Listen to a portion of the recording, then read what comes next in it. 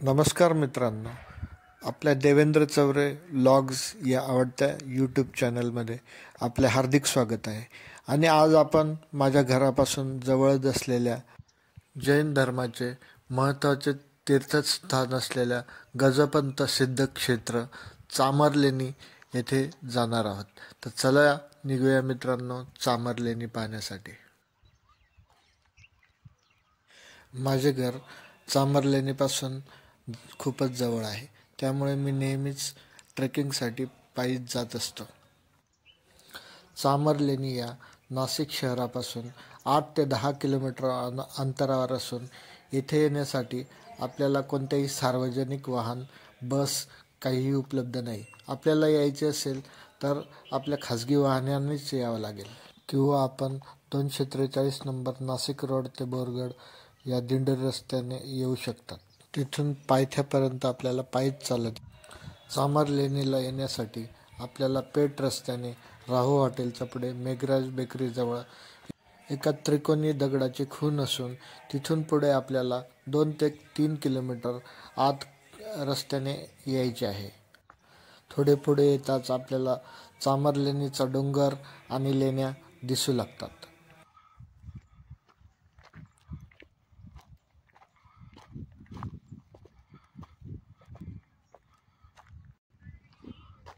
इथे आपल्याला 4 चाकी दुचाकी वाहनांची पार्किंग दिसत आहे. इथे शनिवारी आणि रविवारी तर फारच गर्दी असते. तर मित्रांनो, अखेर आपण पोचलो आहोत गजपंत सिद्धक्षेत्र चामरलेणीच्या पायथ्याशी. चला तर मित्रांनो, यापुढचा प्रवास सुरू करूयात. बरेच लोक चामरलेणीचा उच्चार चांभारलेणी असा करतात, पण तो पूर्णतः चुकीचा आहे.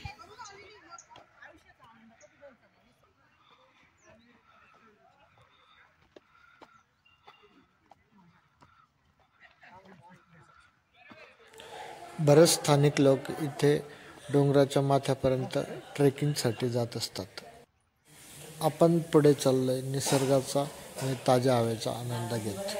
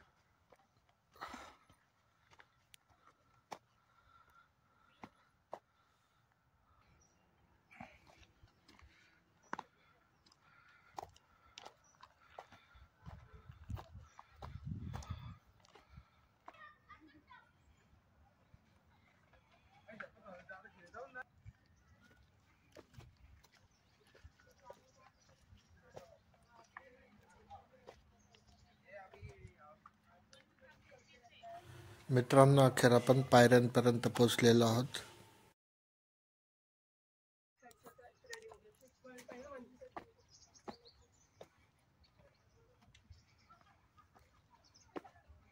पायथ्यापासून लेण्यांपर्यंत पोहोचण्यासाठी एकूण 450 दगडी पायऱ्या आहेत. या लेणी पायथ्यापासून साधारण 400 फूट उंचीवर आहेत. शेकडो जैन बांधव या तीर्थस्थानी भेट देण्यासाठी येत असतात. चामरलेणी दक्षिणेतला राजा चामराज याने बनवली, म्हणूनच या लेणीला चामरलेणी असे म्हटले जाते. बलभद्रांच्या काळात गजकुमार नावाचे मुनिराज या ठिकाणाहून मोक्षास गेल्याचे जैन बांधव सांगतात. म्हणूनच या ठिकाणाला गजपंथ म्हणून देखील ओळखले जाते. पायऱ्या चढून गेल्यावर प्रथम इंद्र व अंबिका देवीच्या मूर्ती दिसतात. राष्ट्रकूटांच्या काळात राजा वीरप्पदेव यांनी जैन दीक्षा घेतली आणि तो आचार्य वीरसे नावाने प्रसिद्ध झाला. त्याने नाशिकमध्ये सामान्य विज्ञान केंद्र स्थापन केल्याचा इतिहासात उल्लेख मिळतो. जैन धर्माच्या एकूण 9 बलभद्रांपैकी 7 बलभद्र हे गजपंत सिद्धक्षेत्रातून निरनिराळ्या तीर्थकारांच्या काळात मोक्षास गेल्याची आख्यायिका आहे.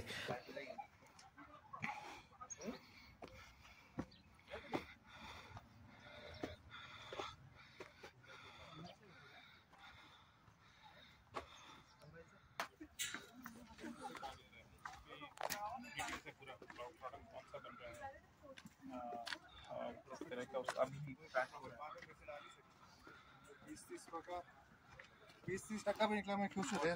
एनुअल 20-30 लीटर्स पे मैं बहुत खुश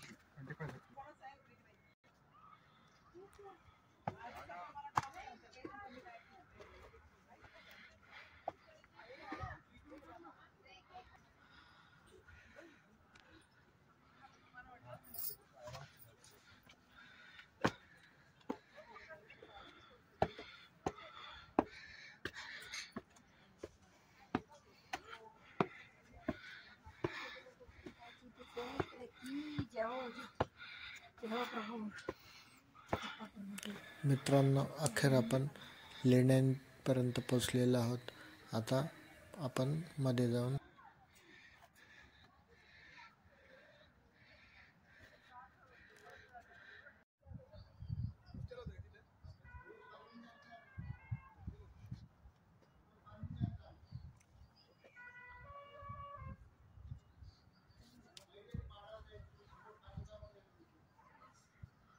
पाणी संपलंय.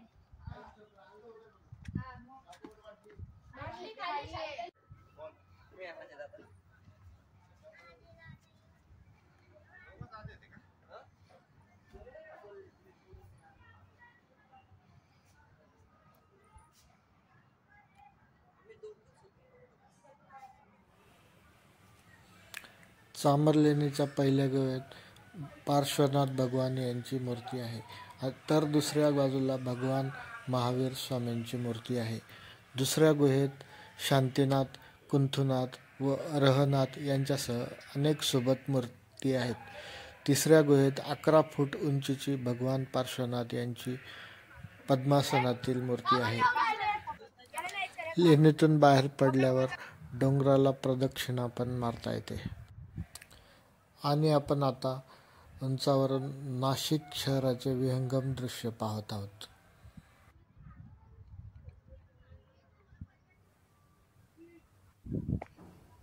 मित्रांनो, जर आपल्याला डोंगराच्या माथ्यावर जायचं असेल तर डोंगराच्या पुढच्या बाजूने न जाता मागच्या बाजूने रस्ता हा सोपा आहे जाण्यास.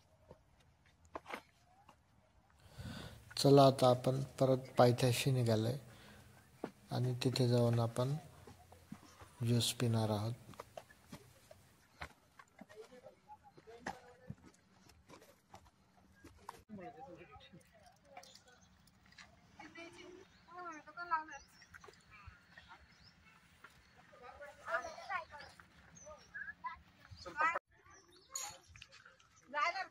बिस्किट देऊन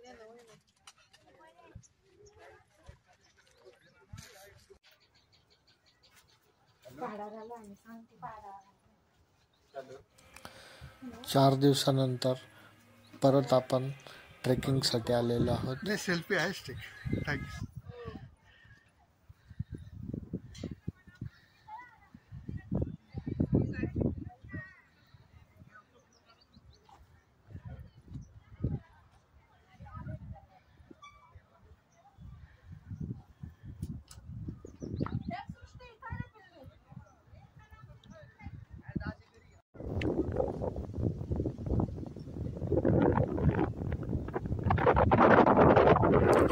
मित्रांनो, डोंगराला प्रदक्षिणा मारण्यासाठी ही पायवाट आहे, तर चला मग आपण डोंगराला प्रदक्षिणा मारून येऊ.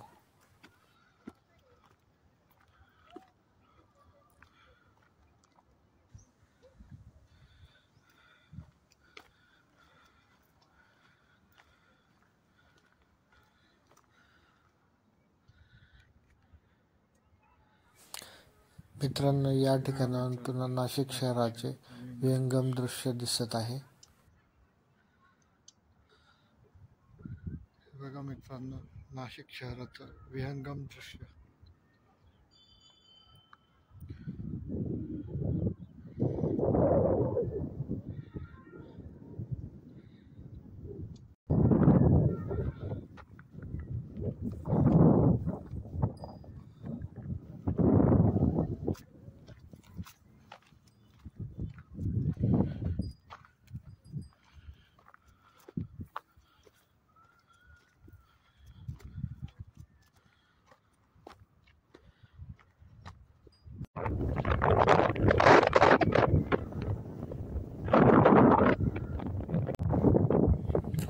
डोंगर माथ्यावर जाण्यासाठी हा मागच्या बाजूने रस्ता आहे. पुढच्या बाजूच्या तुलनेत मागच्या बाजूचा हा रस्ता सोपा आहे.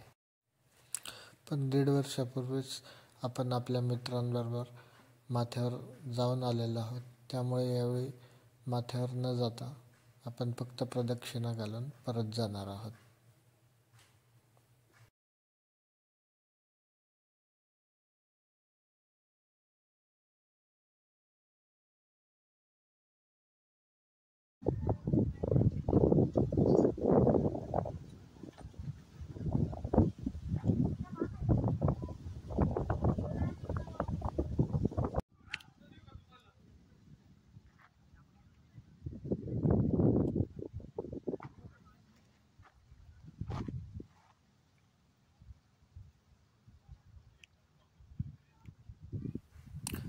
खाली पायथ्याशी गजपंत सिद्धक्षेत्राचं मंदिर आहे. तिथेही भगवान पार्श्वनाथ आणि इतर तीर्थकारांच्या सुबक मूर्ती आहेत. पण मंदिरात जाऊन फोटोग्राफीस मनाई असल्याने आपण आता हे बाहेरचंच मंदिर दृश्य बघत आहात. मंदिराचे दृश्य मित्रांनो, आता आपण परत निघालो. बाय.